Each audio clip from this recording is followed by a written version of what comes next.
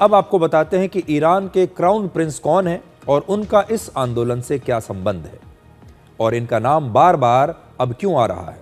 तो ईरान के crown Prince 65 वर्ष के रजा पहलवी हैं, जो पिछले 47 वर्षों से अमेरिका में रह रहे हैं और वो सोशल मीडिया की मदद से ही ईरान में अपने समर्थकों से आंदोलन के लिए अपील कर रहे हैं। उनके पिता ईरान के आखिरी शाह यानी ईरान के आखिरी राजा थे और उनका नाम था मोहम्मद रजा पहलवी। वर्ष 1979 में ईरान में इस्लामिक क्रांति के दौरान उन्हें सत्ता से हटा दिया गया था। उनका भी ऐसे ही तख्ता पलट हुआ था जब इस्लामिक क्रांति आई और इस्लाम का शासन आया और फिर ईरान में इस्लामिक शासन की स्थापना हुई। अब प्रदर्शनकारी एक बार फिर से रजा पहलवी को सत्ता सौंपने की मांग कर रहे हैं। तो देखिए, पहले ऐसे ही प्रोटेस्ट हुए कि इस्लामिक शासन वापस आए।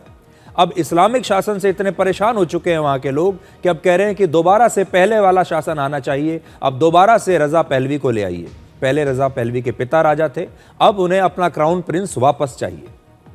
रजा पहलवी ने ईरान की जनता से आज यानी शुक्रवार को सड़कों पर उतरकर अपने घरों से विरोध की आवाज बुलंद करने के लिए कहा था और ईरान की सेना और सुरक्षा बलों से भी सरकार की बजाय जनता का साथ देने की अपील उन्होंने की है।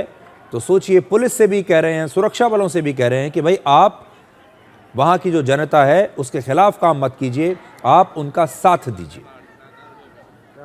همیهنانم آفرین به همگی شما که پنجشنبه شب خیابانها را در سرتاسر مملکت تسخیر کردید.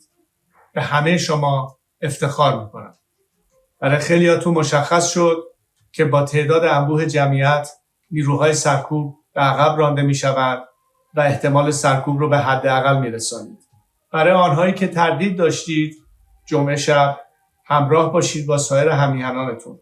از رهبران میدانی دعوت میکنم که تلاش بکنند که جمعیت راه افتاده به همدیگر برسن تا حتی جمعیت بیشتر بشود.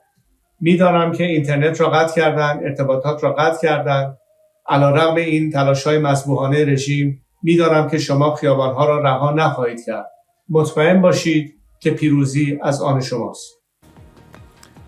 तो देखिए, ये है टेक्नोलॉजी और ये आज के ज़माने के नए विद्रोह हैं जो सोशल मीडिया के ज़रिए होते हैं, टेक्नोलॉजी के ज़रिए होते हैं। रज़ा पहलवी जो हैं ये अमेरिका में रहते हैं और 47 साल से अमेरिका में रह रहे हैं और वहीं पर बैठकर अपनी बारी का इंतज़ार कर रहे थे। आप सोचिए कितना लंबा ये समय रहा होगा और अब जाकर रज़ा पहलवी की ऐसा लगता है कि किस्मत खुलने वाली है। इतना जो उन्होंने लंबा इंतज़ार किया है, अब ऐसा लगता है कि हो सकता है कि उनकी ईरान में वापसी हो जाए, ऐसा वो मानते हैं। और आप देखिए, अमेरिका में बैठे बैठे वो सोशल मीडिया के ज़रिए अपने कार्यकर्ताओं से लगातार संपर्क में है। रज़ा पहलवी ने दुनिया के दूसरे नेताओं से भी ईरान की जनता का समर्थन देने के लिए अनुरोध किया है ताकि ईरान के लोगों की आवाज़ को दबाया ना जा सके। राष्ट्रपति ट्रंप ने कहा है कि ईरान में विरोध प्रदर्शन कर रहे निहत्थे लोगों पर गोलियां चलाई जाती हैं या फिर अगर उन्हें जेल में डालकर फांसी दे दी जाती है तो ये बर्दाश्त नहीं। अगर ईरान की सरकार ऐसा करेगी तो अमेरिका पूरी तरह से तैयार बैठा है और इसका सख्ती से जवाब दिया जाएगा। लेकिन आगे की खबर बताने से पहले मैं आपको ये बताता हूँ कि देखिए, अभी के जो विद्रोह हो रहे हैं, बिल्कुल रज़ा पहलवी का जो केस है वो अमेरिका में रहते हैं और अब अपनी वापसी का इंतज़ार कर रहे हैं। इसी प्रकार से आपने बांग्लादेश में देखा होगा, पूर्व प्रधानमंत्री जो खालिदा जिया के बेटे हैं तारिक रहमान, वो लंदन में थे और उन्हें निष्कासित कर दिया गया था बांग्लादेश से। वर्षों तक लंदन में रहे, लेकिन लंदन में बैठकर वो लगातार वीडियोस बनाते रहे, सोशल मीडिया के जरिए अपने देश के लोगों को, कार्यकर्ताओं को संबोधित करते रहे, उनसे लगातार संपर्क में रहे और अब इतने लंबे इंतज़ार के बाद अब वो बांग्लादेश में वापस लौटे हैं।